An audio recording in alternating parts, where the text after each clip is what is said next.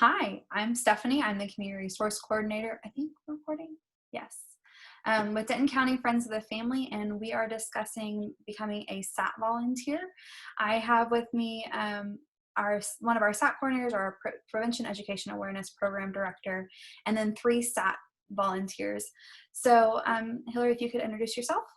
Sure. So one of the first things I like to tell people is that SAT stands for Survivor Advocacy Team, and essentially it's our hospital response team. And so we'll talk more about that in a minute. But like Stephanie said, my name is Hillary Hightower. I am the Director of Prevention, Education, and Awareness at Denton County Friends of the Family. So my department is responsible for prevention, education, and awareness about domestic and sexual violence in our community, starting at 3 years old and all the way up through adulthood. And part of our team is the SAT program. And so SAT is the Survivors Advocacy Team, and it is made up of community volunteers who go through training and then respond to sexual or domestic violence calls in hospitals. And there are 4 hospitals in Denton County to which we respond, and those are Medical City Denton, Medical City Flower Mound, Carrollton Regional, and Texas Health Presbyterian in Denton. All right, so I'm going to have each person introduce themselves briefly and say what you do. Cynthia, I'm going to have you start off. Cynthia Jones, and I am a SAT. Gavin? Perfect. Yes, my name is Gavin, and I'm also SAT. I just am very new at this, so I've only been a SAT for about 2 months or so, but yeah. Wonderful. Tammy? Hi, I'm Tammy Mossman, and I've been a SAT for almost 2 years. I did my training in June, I think, exactly 2 years ago. Wonderful. And I didn't add that I've been at it for 2 years as well. Wonderful. Well, we're all grateful to have you on this call with us. So I want to know, why did you become a SAT volunteer?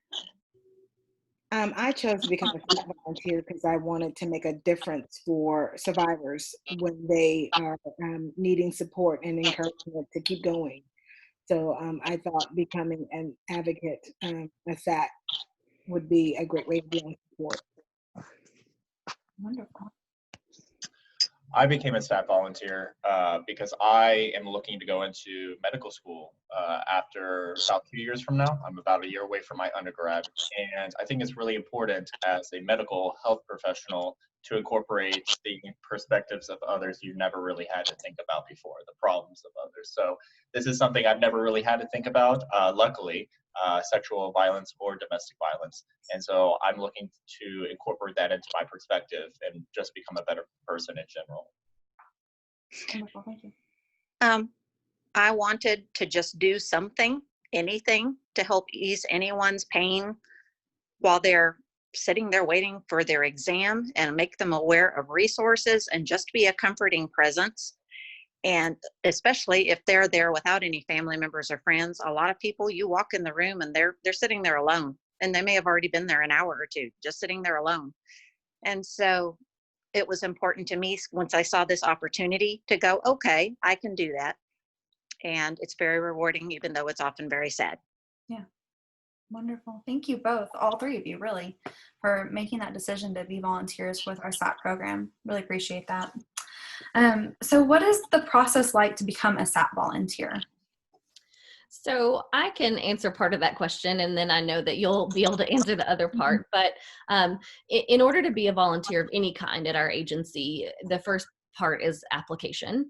And so folks can apply to be a volunteer through our website. And I'm sure, Stephanie, that you'll post that information, or you can share that and what that looks like. But SAT volunteers are different than general volunteers with Friends of the Family because there's a lot more training involved. And so with our agency, SATs go through a 40-hour training, which seems exhausting and rigorous, and sometimes honestly is a turnoff for people because that's a lot of training hours up front.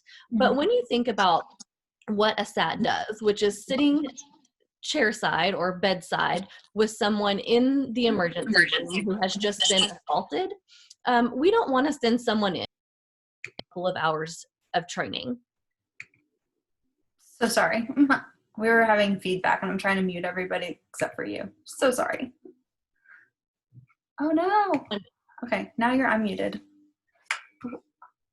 Hillary, okay, yeah, go Hillary. Sorry. Okay.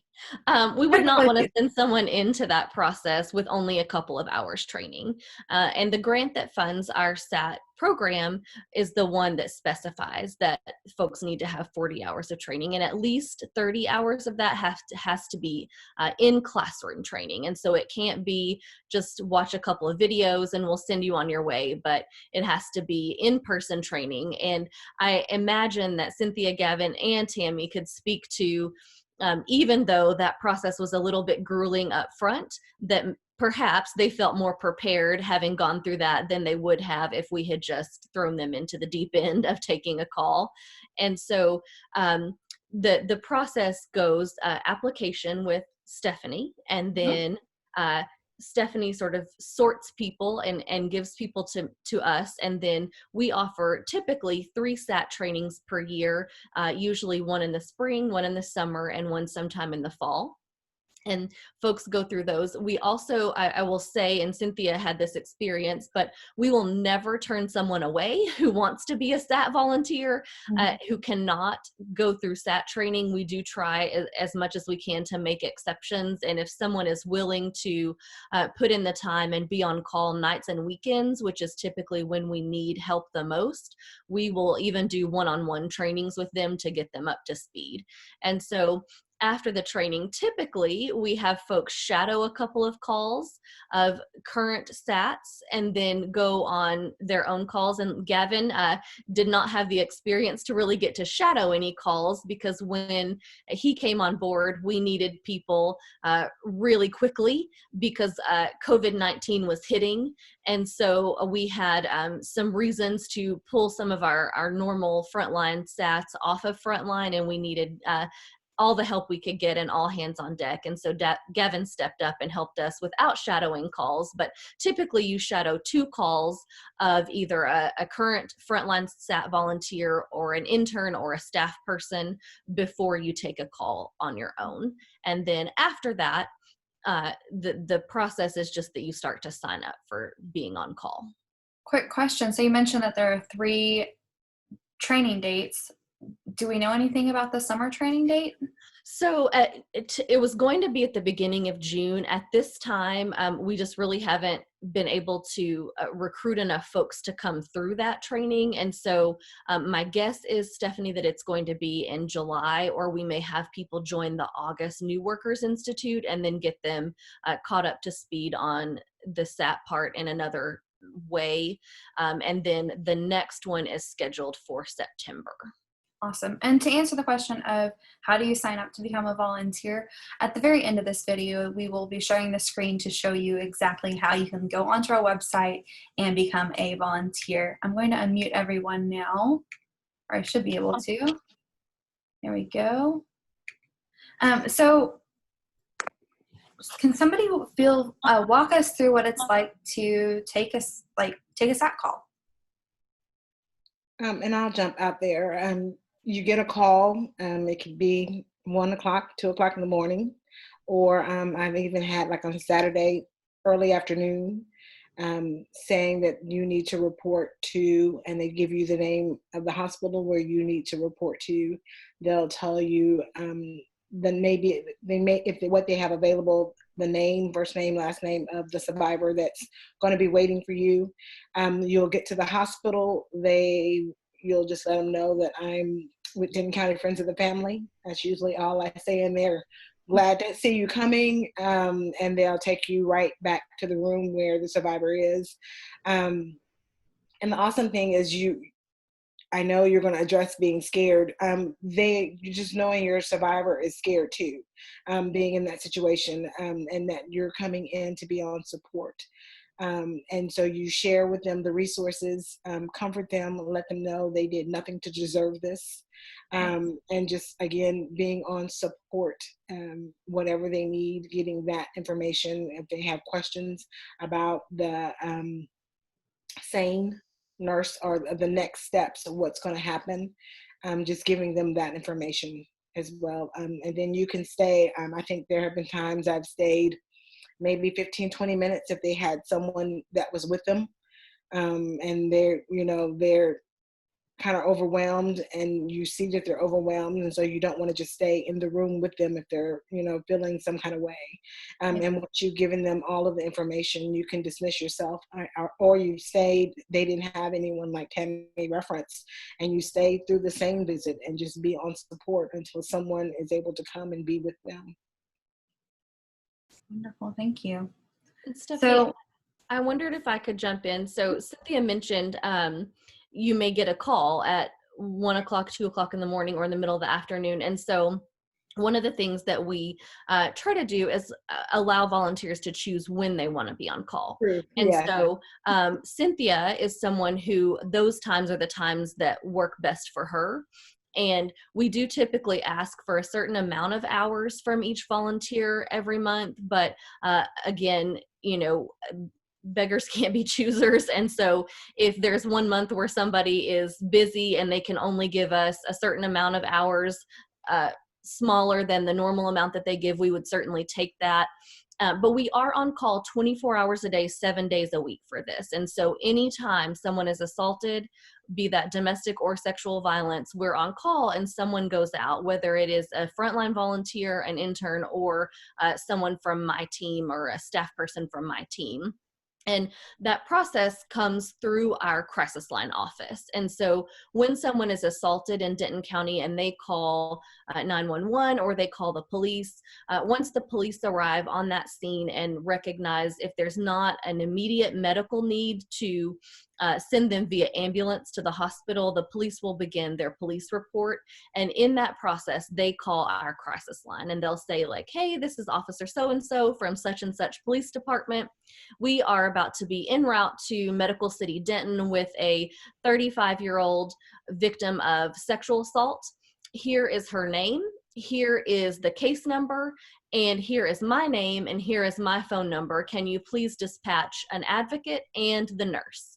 And so our crisis line worker will hang up, and the first call that we make out is to the sexual assault nurse examiner who's on call, or the SANE. So you heard Cynthia talk about the SANE nurse, and so that's the nurse who's certified to do the rape exam. Or if it's a domestic violence call, sometimes they're going to take evidence out of cuts or saliva, that sort of thing. They may take pictures if it's a strangulation case. It can also be domestic violence. Sometimes people think Survivors Advocacy Team, or SAT, is just sexual violence survivors, but it's also domestic violence. And so whatever the case may be, the SANE nurse is dispatched first. And so our crisis line keeps track of which nurses in the county are on call, and then we'll dispatch them. And then they'll hang up with that call and dispatch the SAT advocate who is on call. And so there's a process for going down the line. So if for some reason the frontline person didn't answer, there's backup, and then my staff are backup to the backups. And that person will then head toward the hospital. The only difference is that for Texas Health Presbyterian, they have their own internal SANEs. And so the police officers do still call the crisis line, but for Texas Health Presbyterian, we only dispatch volunteers and not the nurse. Wonderful, thank you. Mm-hmm. So as a staff member, I actually haven't been on a SAT call yet. I've put my name on the list, but we went into COVID. And so for me, I'm always going, well, is it scary to go like on your first time? Is it kind of scary? Like, what are you getting into, that kind of stuff? So I wanted to know, for those that have gone on these SAT calls, how do you calm your nerves? Is it really that scary? Well, the first time was, and then some of them are, just depending on what's going on. But you have to keep breathing. You're not going to function without oxygen to your brain.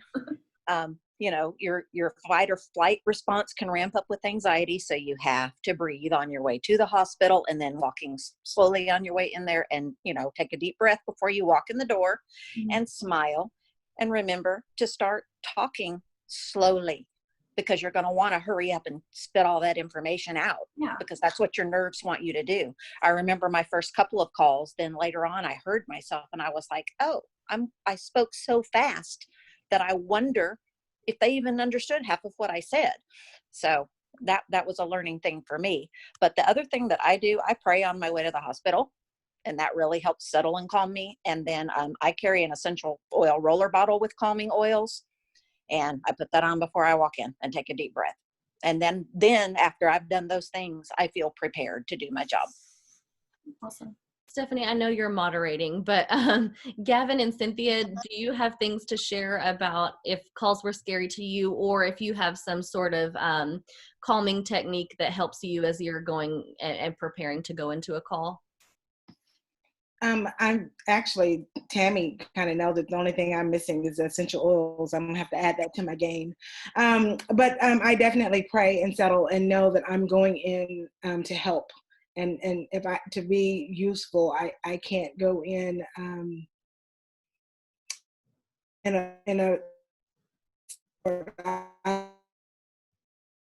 because that can make it worse for not only the person you're going to be on support with, but for you, because you'll walk out going, okay, I did nothing and that was not good. And then it'll make you kind of self doubt your steps going forward. But just, again, taking those deep breaths. I know the awesome thing when you walk in, knowing that I'm going in with a teddy bear of sorts, that is comforting for me too, knowing that I'm giving them that. It helps kind of calm nerves. It helps them feel at ease too. It's like you really can't have a teddy bear in the room and not go, oh. Okay. So giving the teddy bears is an awesome thing. What about you, Gavin? Yeah, I can jump in here because I am so new to this, and because I did just have my most recent SAT call, I encountered this so recently. So what the techniques that I really drew comfort in was taking a deep breath. I think people underestimate the power of just breathing, just like Tammy was saying. When you hype it up as much as you can do, it's just going to be that much more if you do not calm yourself down beforehand. So I always like to, even when I enter in the hospital or enter in the door, I always take my deep breath and understanding that I have been given the tools by the organization to do the best job that I can do.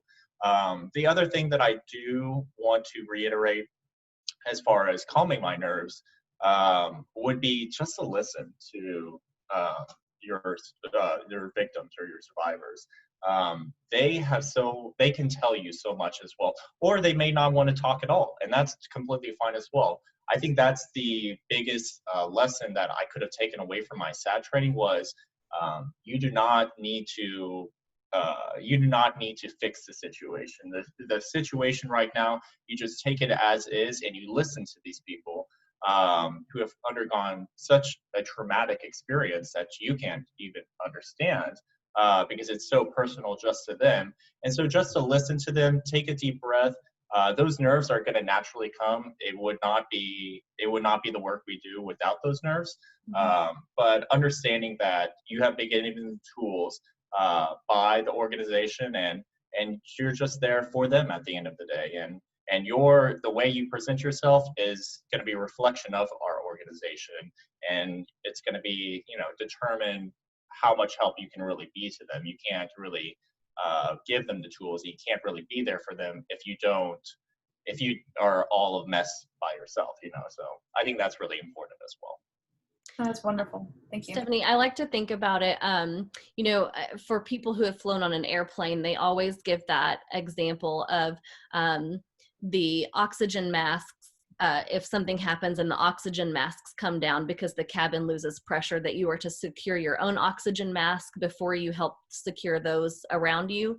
And it's very similar to that. So I have a deep history with Friends of the Family. And actually one of the first things I ever did was I was a SAT volunteer about 15 years ago.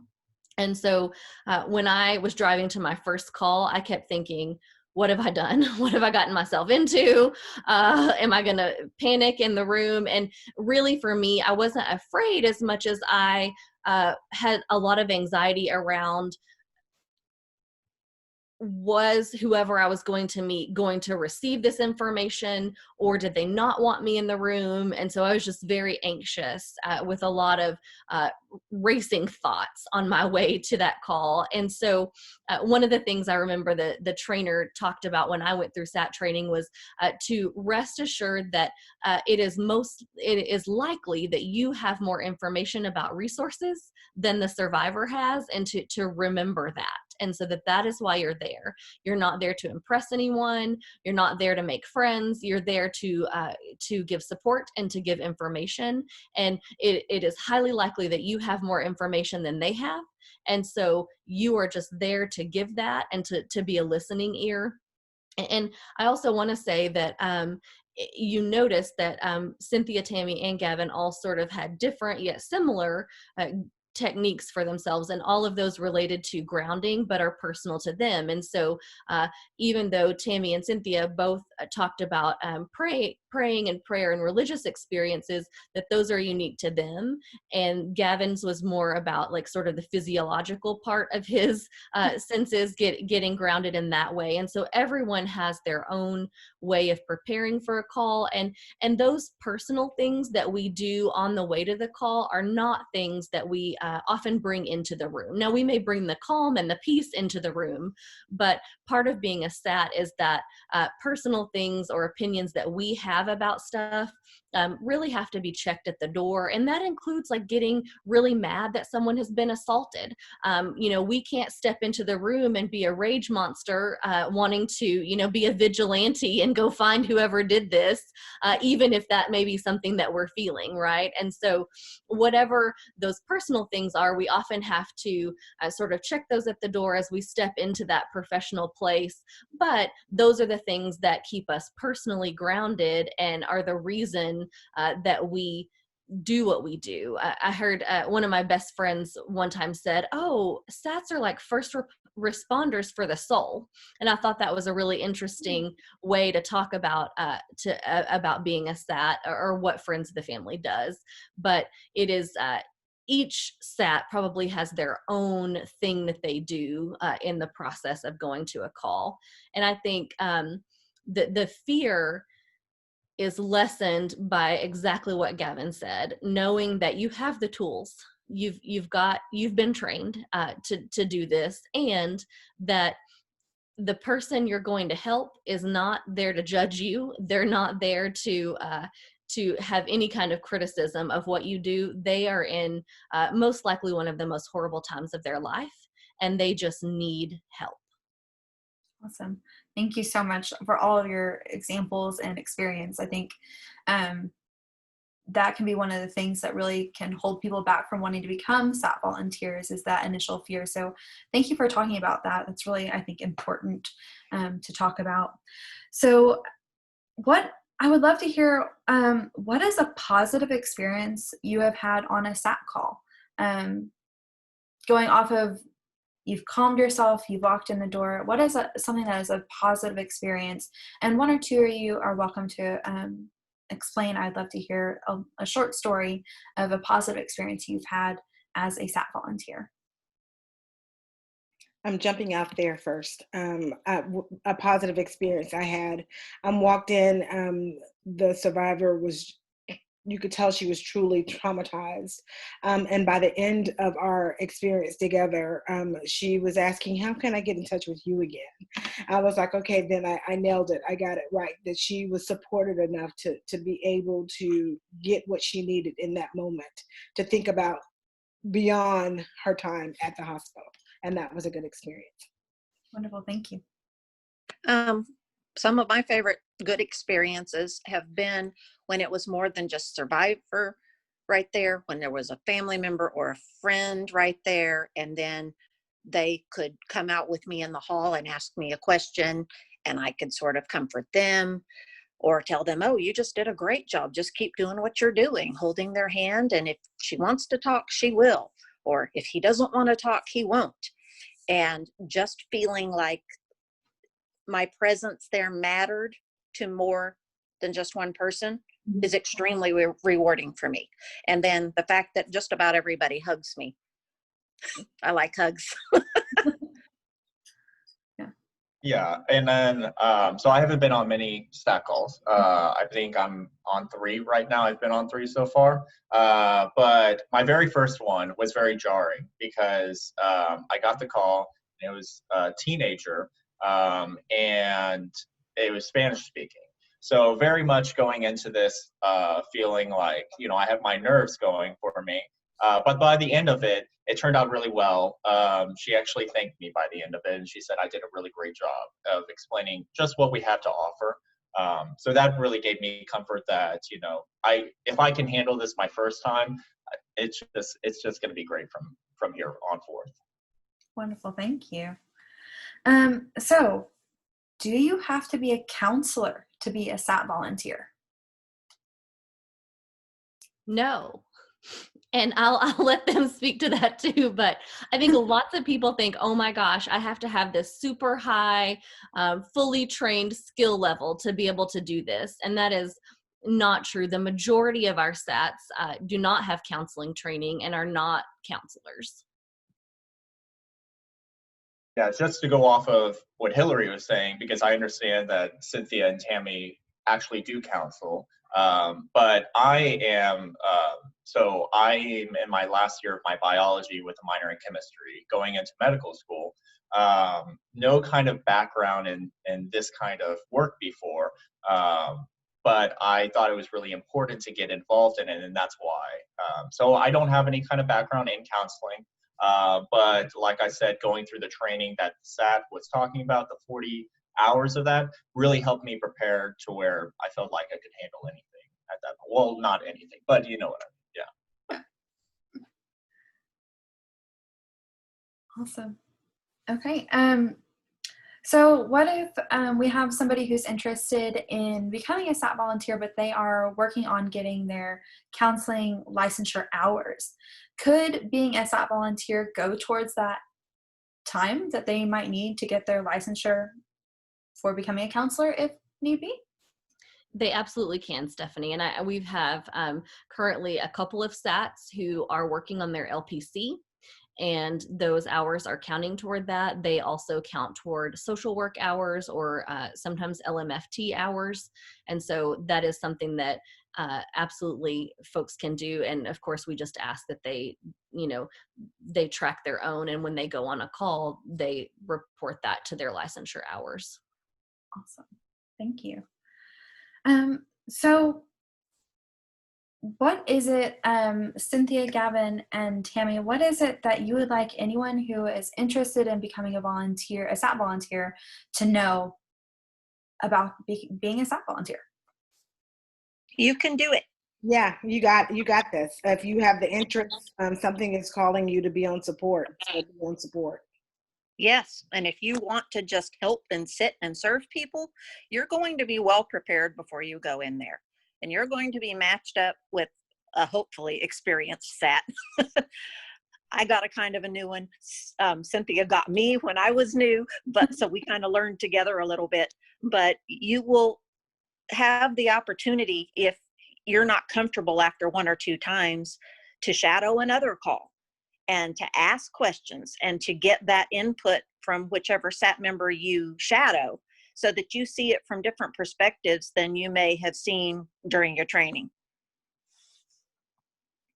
In addition to that, you're not going to know everything for every call, because there have been times where I'm in my car sending text messages to someone else going, okay, this is what happened here.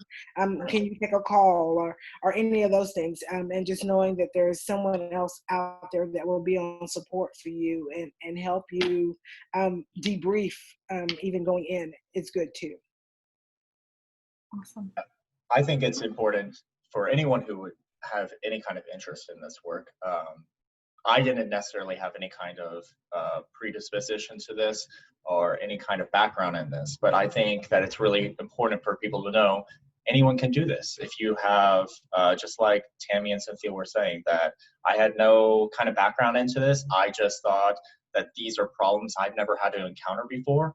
And I think it's just so invaluable, the experience that you get from these people who have gone through so much, and you can truly become like heroes in their eyes to them, and you can feel good at the end of the day knowing that you truly made a difference in this person's life.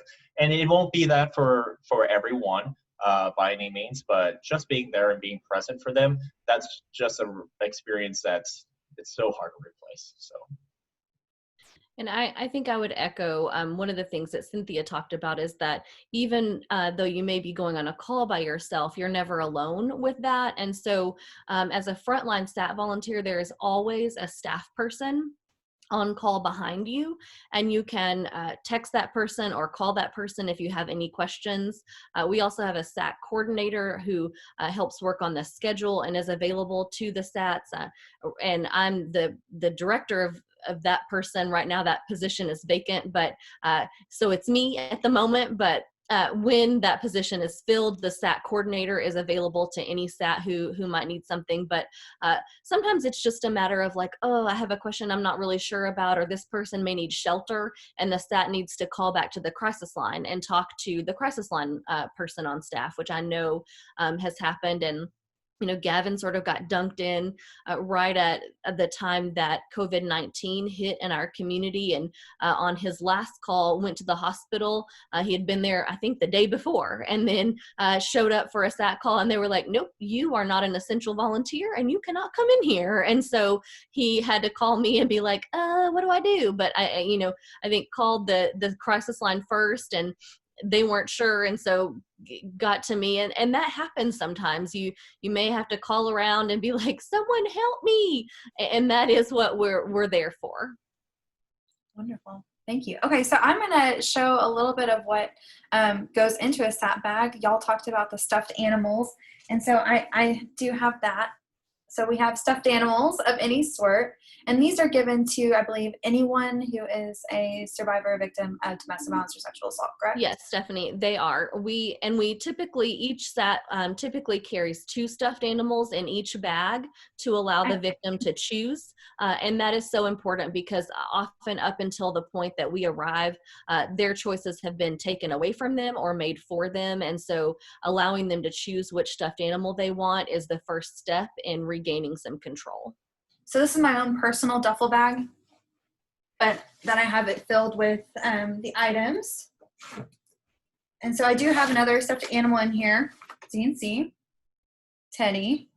But there's also a toothbrush, toothpaste, and then we have socks, a change of clothes, underwear, brand new, all brand new. But all of that goes into the SAT bag. And then, of course, you carry around a little packet full of information on our organization, which is really, I think, helpful, because this is what you then hand out to the survivor about our organization and the resources that are available to them, not just our organization, but that the state provides, and like crime victims compensation, that kind of stuff. And then also we have a few blankets as well, which are really nice, that the community has donated. So I'm going to real quick share my screen and show y'all how to become a SAT volunteer. You can start off by going to our website, which is dcfof.org. And from here, you can go to the Get Involved page and go down to the SAT CIS page. And this is where we have all the information on all the opportunities available to our volunteers and anyone interested in becoming a SAT volunteer. You can request information, but this is where you go to get the SAT application. And it pulls up and it looks like this. And it takes about 5 minutes to complete. And that's it. As soon as it's completed, it comes to me. I receive that application. I then send it on to our SAT coordinator or Hillary, depending on who it happens to be. And they then reach out to you if you are not already an active volunteer with our agency. I make sure that you become an active volunteer with our agency by attending volunteer orientation, getting your background check, confidentiality agreement.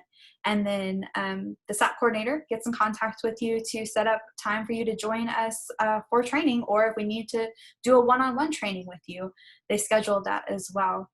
So real quick, I wanted to say thank you all so much for joining in and talking with us tonight about being SAT volunteers. Thank you for dedicating your time to being SAT volunteers. Yes.